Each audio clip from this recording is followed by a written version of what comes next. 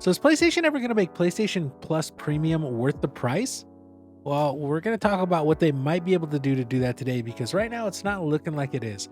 Hey, I'm LittleBobby here with 59 Gaming Direct, and we're talking about PlayStation, their PlayStation Plus subscription tiers, and while PlayStation Plus Premium is one of the worst values in gaming right now, and what they might be able to do to fix it. But before we get into all of that, I would like to ask, if you're brand new here, hit that subscription button and ring that notification bell so you can stay up to date with all the news, reviews, and other updates we do here on the channel. And if you enjoy this video, make sure you hit that like button. And if you don't like this video, make sure you hit that dislike button and let us know in the comments what we can do better next time. All right, so for the uninitiated, PlayStation has 3 tiers of how they work. The first tier is the PlayStation Plus Essential tier. That is basic online service as well as a few games a month.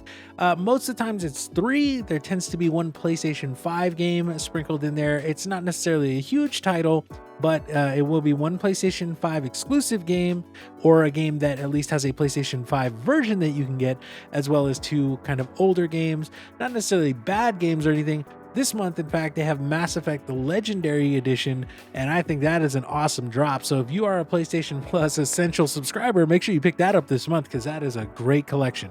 But moving on from there, they have the PlayStation Plus Extra tier, and the Extra tier is such a great value. It is $100 a year or $15 a month. It is the direct competitor to something like Microsoft's Xbox Game Pass. Now with PS Plus Extra, we've seen a lot of really quality titles, a lot of the same ones that go to Game Pass, in fact. And yeah, they're older titles, right? Sony's PS Plus Extra or Premium, neither one of them does anything like the day and date release of first-party titles like Microsoft does with Game Pass. However, there are a lot of awesome titles on there. Like if you want to play the backlog of like almost all of the Assassin's Creed games, all of those are on PS Plus Extra, right? There's tons of other different games, things like Deathloop, Returnal, Miles Morales, and Spider-Man Remastered. Like really awesome games are on the PS Plus Extra, but they're just not day one, which I feel is more than fair. Remember, Sony is not even 5% of the size of Microsoft, so them having to actually make money off of first-party titles is a thing that is, it's a genuine concern. They need to keep those first-party titles, and I totally understand that. Making you wait a year to play them on the Extra tier is more than fine in my opinion. It gives them a chance to have sales. And then I think, right, realistically, if it's a first party game, I think they should offer a discount if you have played it or if you are a subscriber. That's one of the things that I think Game Pass does really well. But the question then becomes whether they should offer that up front or if they should offer it once the game gets onto the subscription service. And then is it going to take into account like other sales? Like if the game's normally 60, then it's on sale for 20 because it's like 2 years old. Then do you get 10% off or something? Right? That's all things they'd have to work out in their logistics. But then we get the PS Plus Premium tier. And this is where things kind of go off the rails because PS Plus Premium tier is very, very janky compared to the Extra tier. Like the Extra tier is a super solid value. I have it, and there's so many PS4 games and PS5 games that I like didn't buy that I tried out at least thanks to the Extra service, right? I saw that Assassin's Creed Black Flag was on there and I was like, oh, I can play that. And then you know what I did? I bought it anyway, right? So like Sony still gets a chunk of that money, right? I mentioned recently in another video that I did the same thing with Stray, even though that was a day one PS Plus Extra game. That was one of my favorite games of 2022. So I went out and bought it because I found a copy at my local Best Buy and I wanted a physical copy of the game because I heard it came out on a physical disc and I love having that physical collection.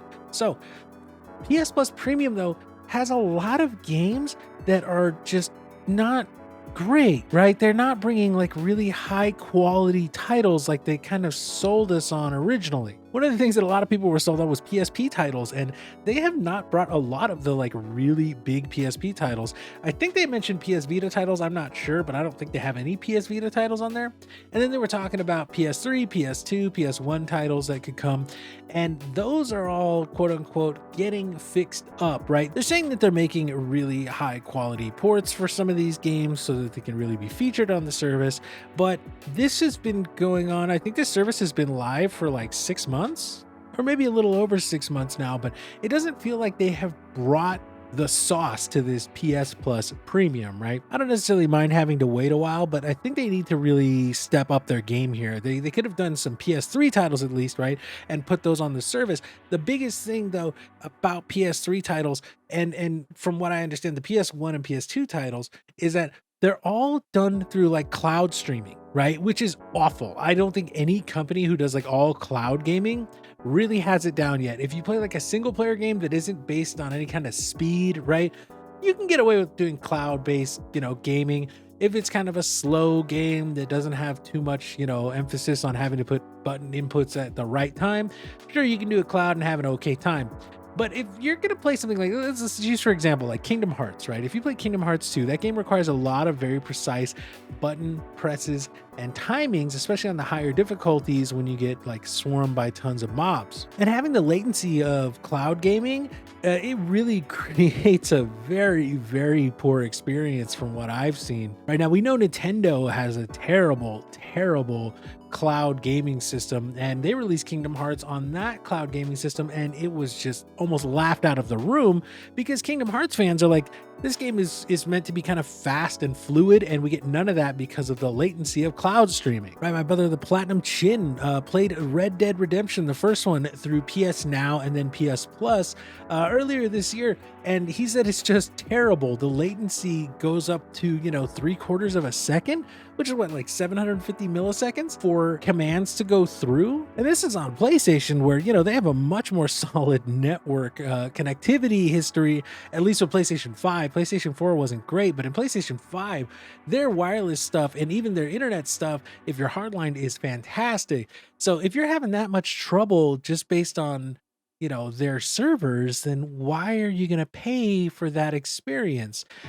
PS Plus Premium needs to feel premium, and it doesn't right now.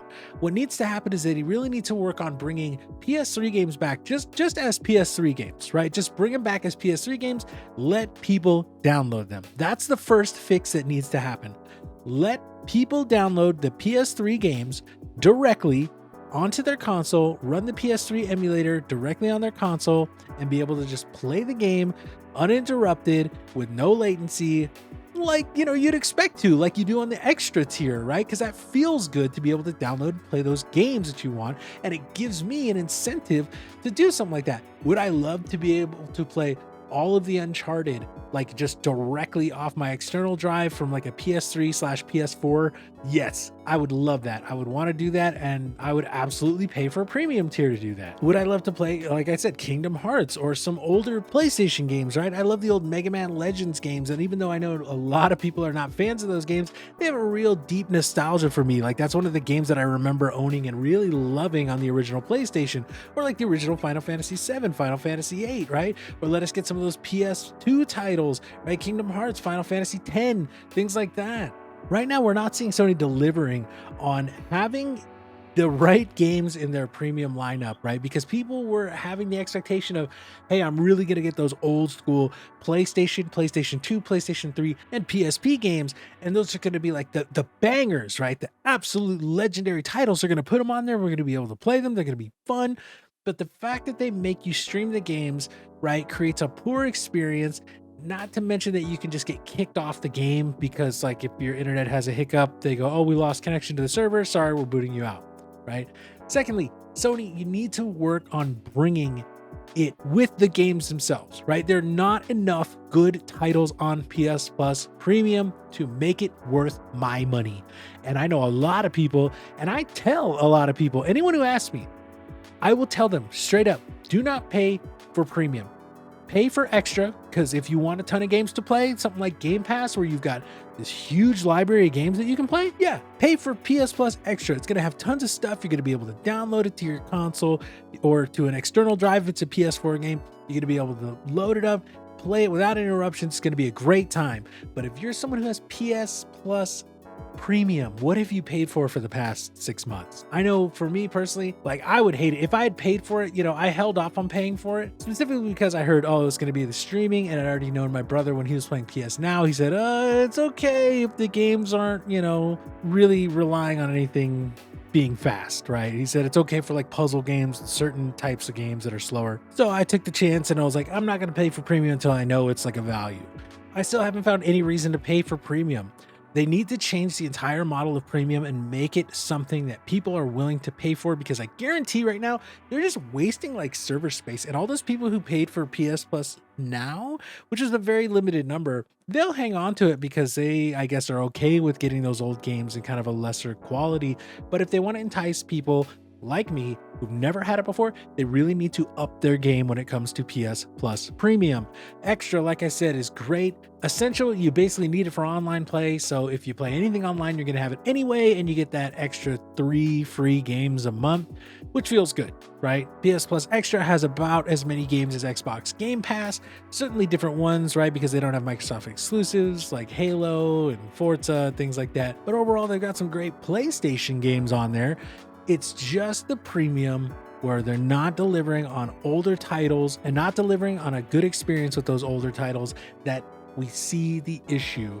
Everything else you've lined up, Sony, is great, but PS Plus Premium needs work, and you need to do something about it because we're going to be entering the second year of PS Plus tiers. And I think it's been long enough that people who paid for this service have kind of had to sit with a subpar service. But that's just me. What do you think about PlayStation Plus Premium? Do you think it's in a good spot, or do you think it needs work? Do you subscribe to it, or do you subscribe to Essential or Extra because you just don't see the need for a higher tier? Let us know down in the comments down below. Again, I'm LittleBobby here with 59 Gaming Direct. I do want to thank you so much for watching today. Remember to leave a like if you enjoyed this video, or a dislike if you didn't, and let us know down in the comments what we can do better for next time. Thank you so much for watching. We hope to see you soon.